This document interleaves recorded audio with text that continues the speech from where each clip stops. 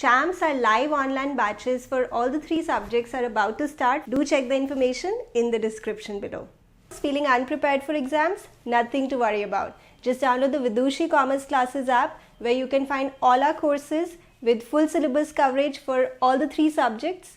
The link of the app is in the description below. Do check it out. And now on to today's video.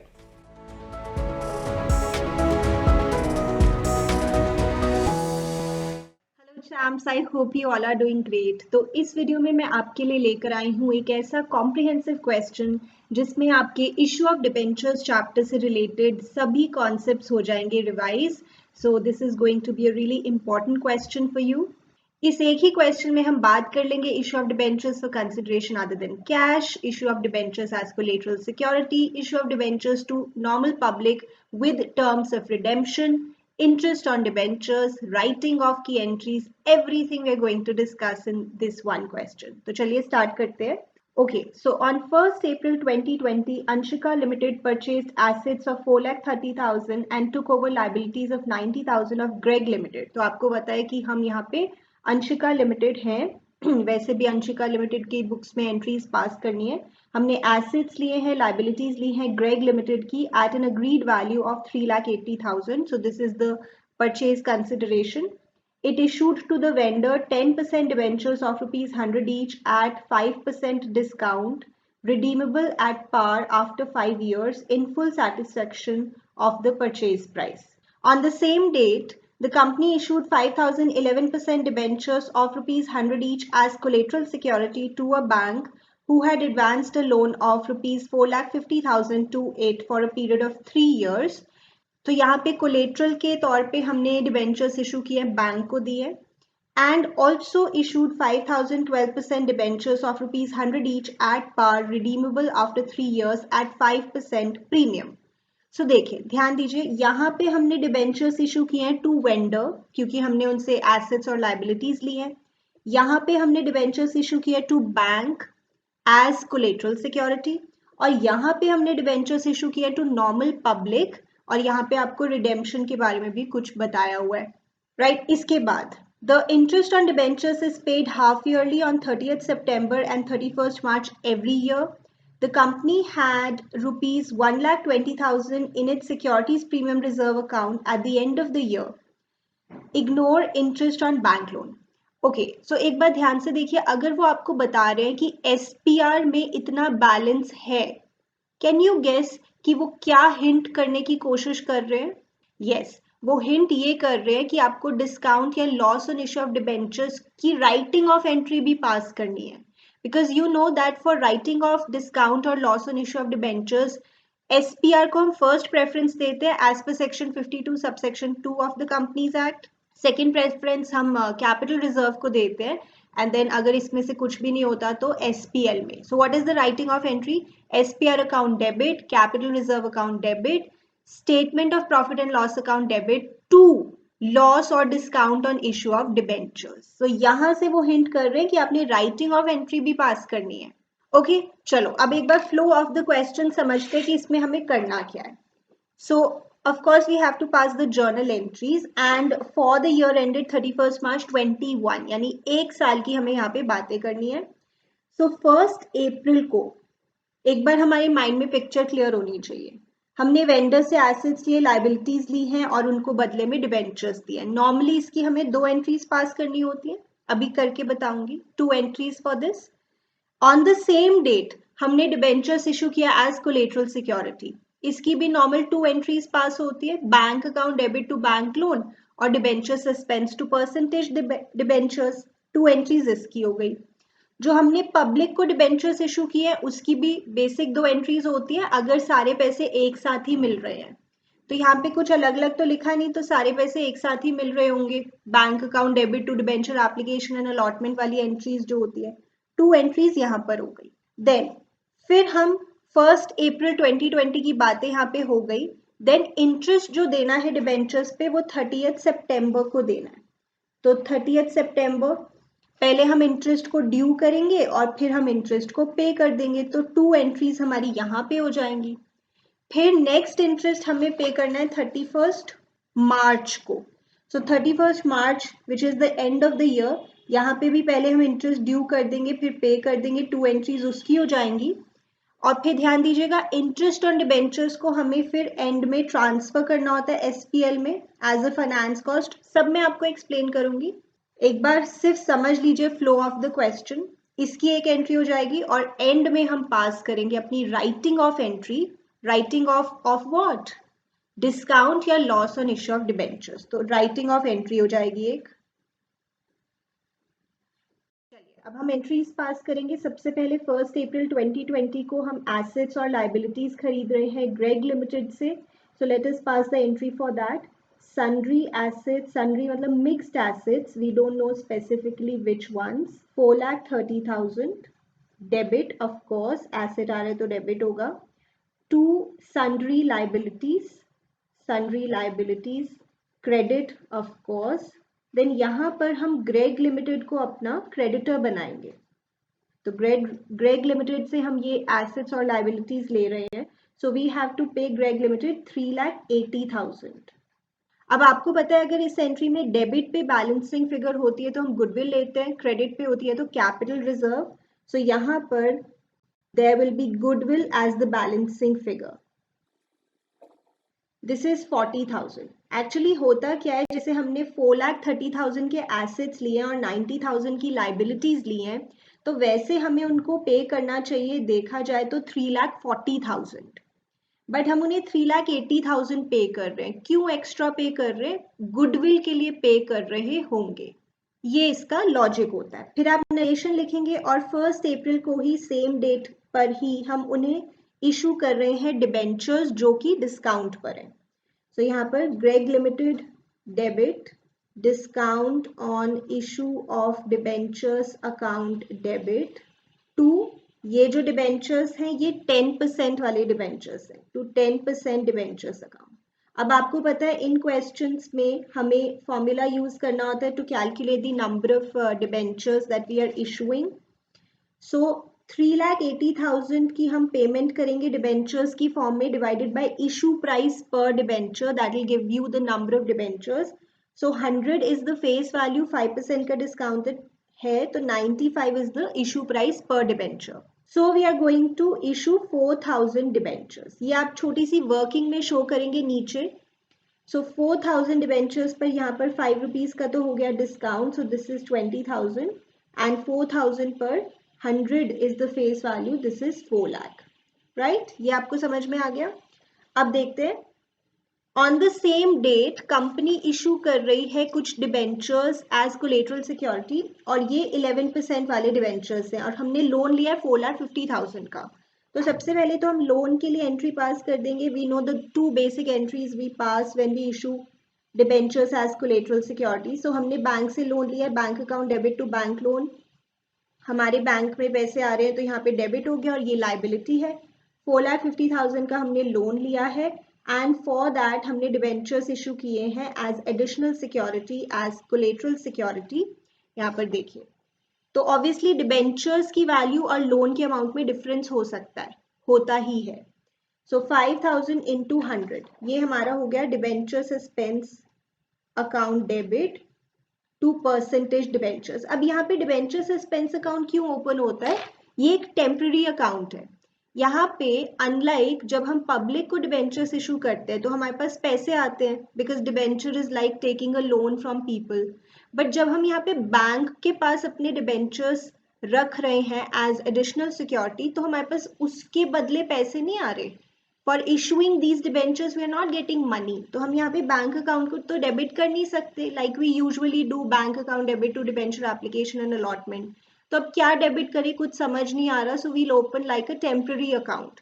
और आपको पता है balance sheet में जाके हम इस टेम्पररी अकाउंट को खत्म कर देते हैं, डिबेंचर में से डिबेंचर सस्पेंस की वैल्यू माइनस कर देते हैं ना, you know the disclosure and balance sheet. To 11% debentures, वैसे तो डिबेंचर्स की क्रेडिट नेचर ही है, वो तो हमें रखनी ही है। सो दिस इज 5 लाख। ये 2 बेसिक एंट्रीज हो गई हमारी। Don't forget the narration please. इसके बाद हम कुछ डिबेंचर्स इशू कर रहे हैं पब्लिक को, नॉर्मल पब्लिक को, जैसे issued 5,000 12% debentures of ₹100 each at par, redeemable at a premium. तो दो भाई आएंगे, आपने वो वीडियो देखा था wherein I have discussed all the issue entries keeping redemption in mind. Okay, तो यहाँ पे आप इशू तो फेस वैल्यू पे कर रहे हैं, bank account debit to debenture application and allotment. So you are issuing 5,000 debentures of ₹100 each, 5 lakh हो गया ये. और इशू के समय ही हमें पता है कि रिडेम्पशन प्रीमियम पे होगी, तो बिकॉज वी आर प्रूडेंट तो हम पहले ही तैयारी कर रहे हैं, पहले ही प्रोविजन बना लेंगे उसके लिए.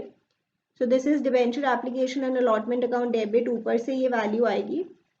एज आई ऑलवेज से कि दो भाई आ जाएंगे whenever redemption is at premium. Debit वाले भाई का नाम है loss on issue of debentures account debit, और क्रेडिट वाले भाई का नाम है to premium on redemption of debentures account. 2% debentures, यहाँ पे जो डिबेंचर्स की परसेंटेज है वो 12% है. सो प्रीमियम कितना देना है रिडेम्पशन के समय? 5%, 5% ऑफ फेस वैल्यू. सो ₹5 हो गया ये, 5,000 डिबेंचर्स पर ₹5. दो भाई इनको इसीलिए कहते हैं ना क्योंकि इसमें सेम अमाउंट आता है, ये सेम ही चीज रिप्रेजेंट करते हैं. और यहाँ तो आप फेस वैल्यू ही लिखेंगे, so that's not a problem. Are you able to understand this? So now comes the most important point. अब हम 1 अप्रैल की हमारी सारी बातें हो गई हैं, अब हमें 30 सितंबर पर जाना है जहाँ पे हमें इंटरेस्ट को ड्यू करके पे करना है, interest on debentures. So that is 30 September. But you have to be very careful here. यहाँ पे आपने 3 बार डिबेंचर्स इशू किए हैं. 1 you have issued to the vendor, then you have issued to the bank as collateral security, and 3 you have issued to normal public. इसमें से किन debentures पे आपको इंटरेस्ट देना है? Do you know that? The answer is कि collateral के तौर पे जो हमने डिबेंचर्स इशू किए टू द बैंक, उस पे बैंक को इंटरेस्ट नहीं मिलेगा उन डिबेंचर्स के ऊपर.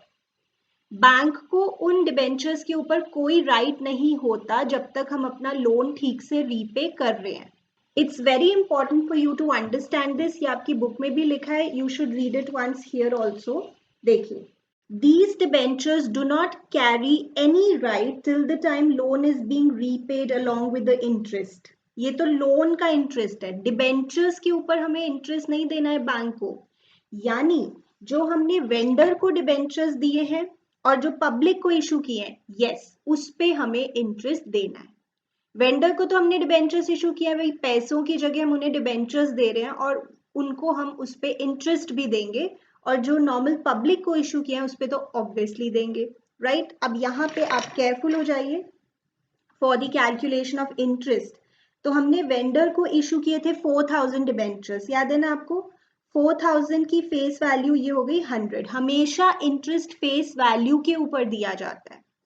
तो ये वाले जो डिबेंचर्स थे ये 10% वाले डिबेंचर्स थे, और इस पे 6 मंथ्स का इंटरेस्ट कैलकुलेट करेंगे because this is for these 6 months. तो ये आ जाता है आपका 20,000.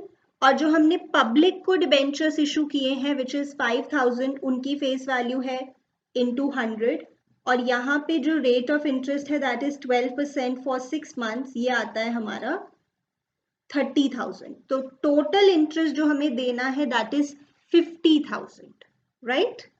तो अब हम इंटरेस्ट की एंट्री पास करेंगे 30 सितंबर को, that is debenture interest debit या फिर interest on debentures account debit. Why? Because debenture interest is an expense for the company obviously, तो इसे हम डेबिट करेंगे. Debenture interest account debit working में हमने शो करना है कि कैसे हमने इसकी कैलकुलेशन की है. यहाँ पे पहले हम डिबेंचर होल्डर्स को अपना बनाते हैं क्रेडिटर सॉर्ट ऑफ, कि हमने आपको इंटरेस्ट पे करना है. तो this is the due entry for interest, ठीक है, ये ड्यू एंट्री हो गई. और सेम डेट पर फिर हम पेमेंट वाली एंट्री भी करके दिखा देंगे कि हम अब आपको इंटरेस्ट पे करने लगे.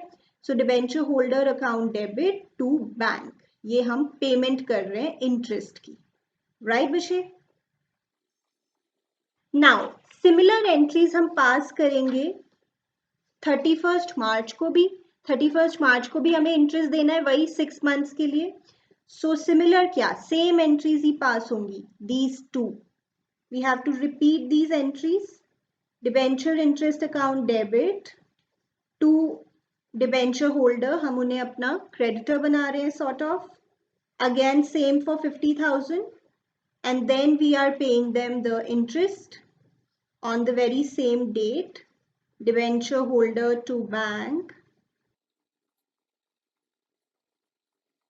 अब आपको पता है at the end of the year हमें ये डिबेंचर इंटरेस्ट ट्रांसफर करना है एसपीएल में. ये खर्चा है, कंपनी का एक्सपेंस है और सारे खर्चे अल्टीमेटली ट्रांसफर होते हैं स्टेटमेंट ऑफ पीएनएल में. आप अपनी बुक 3 में पढ़ते हैं, देखो यहाँ पे हम फाइनेंस कॉस्ट में उसे भेज देंगे. किसे? डिबेंचर इंटरेस्ट को. ये एक वैसे भी आपको पता है फाइनेंसिंग एक्टिविटी है, तो फाइनेंस कॉस्ट में डिबेंचर का इंटरेस्ट, लोन पे अगर कोई इंटरेस्ट देना है, वो सब हम यहाँ पे ट्रांसफर करते हैं at the end of the year, right. तो ये जो डिबेंचर इंटरेस्ट है, one this and one this, total together you are going to transfer to SPL under finance cost at the end of the year. So, statement of profit and loss account debit, bracket में आप लिख दीजिए finance cost, क्योंकि आपको पूरी बात पता है. टोटल 1 लाख हम ट्रांसफर करेंगे टू डिबेंचर इंटरेस्ट, राइट.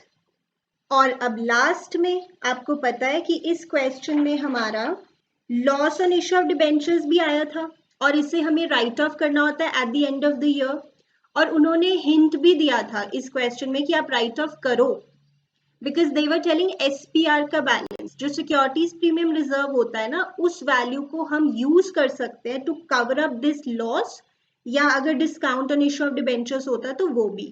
कौन कहता है हमें ऐसा करने के लिए? ये आपने टर्म 1 में भी पढ़ा है. Section 52 subsection 2 of the companies act 2013 बताते हैं कि हम एसपीआर की वैल्यू को किन पर्पसेस के लिए यूज कर सकते हैं. तो यहाँ पे आप देखते हैं, राइटिंग ऑफ द एक्सपेंसेस और the commission paid on any issue of shares और डिबेंचर्स और discount allowed on issue of debentures of the company, providing for premium payable on redemption of preference shares और debentures.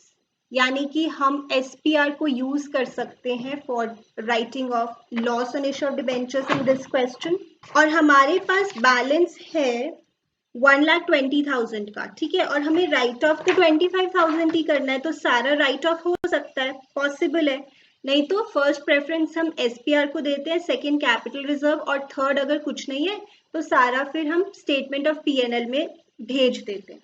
पर यहाँ तो हम सारा SPR में से कवर कर सकते हैं. So securities premium reserve account debit to loss on issue of debentures account, right शम्स. So this is 25,000.